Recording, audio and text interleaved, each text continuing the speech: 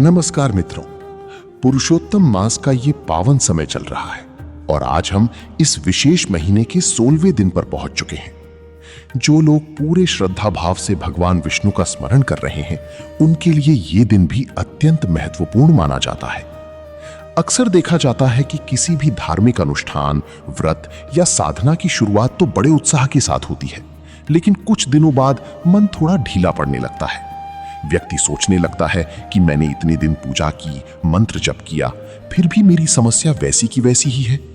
किसी का रुका हुआ काम आगे नहीं बढ़ रहा होता है, कोई आर्थिक परेशानियों से जूझ रहा होता है, कोई नौकरी या व्यापार को लेकर चिंतित होता है, तो कोई परिवार में चल रही समस्याओं के कारण मानसिक तनाव महसूस कर रहा होता है।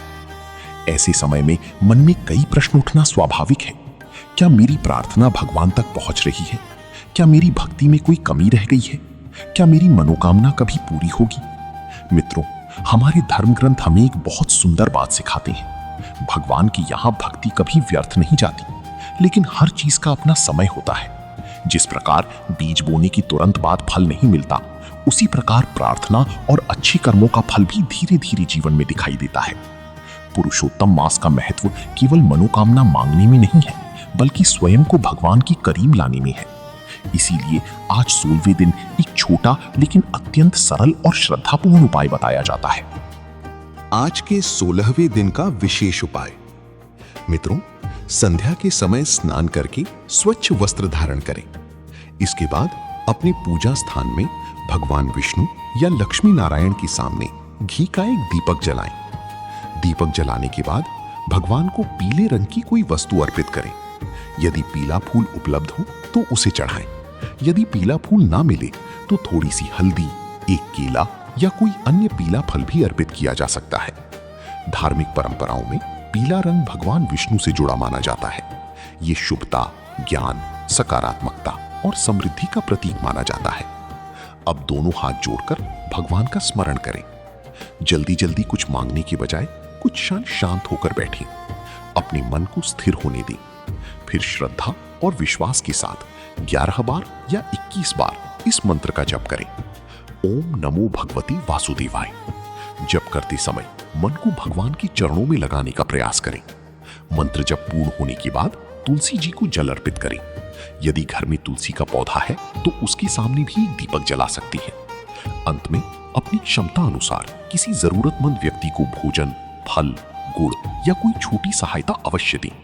ये उपाय कठिन नहीं है, इसमें किसी विशेष सामग्री की आवश्यकता भी नहीं है, लेकिन श्रद्धा, विनम्रता और सेवा भाव का होना बहुत आवश्यक माना जाता है।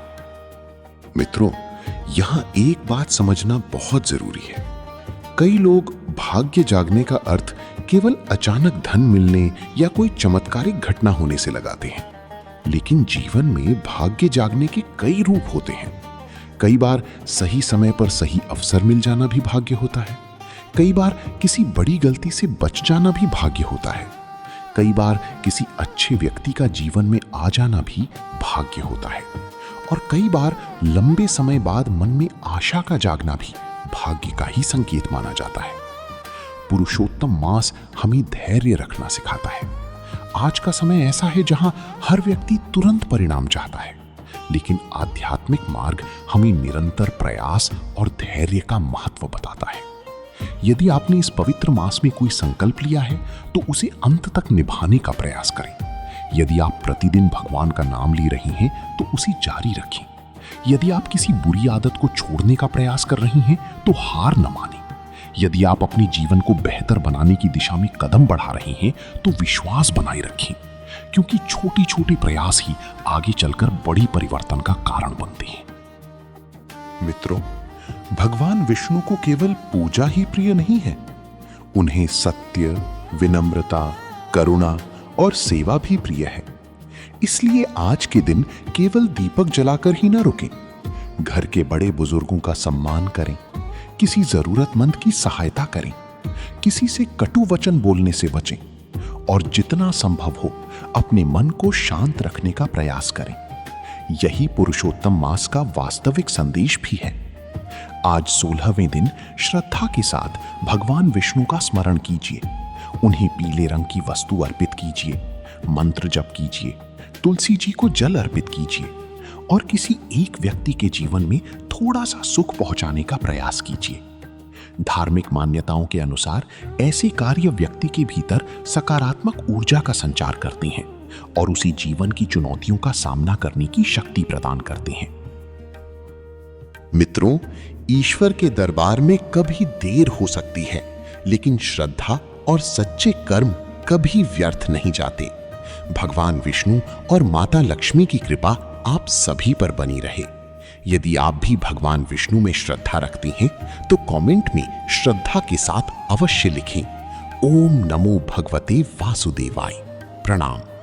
वीडियो पसंद आया हो तो इसे लाइक करें, शेयर करें और चैनल को सब्सक्राइब करना ना भूलें। जय श्री हरि विष्णु। प्रणाम। जय श्री लक्ष्मी नारायण। प्रणाम। धन्यवाद।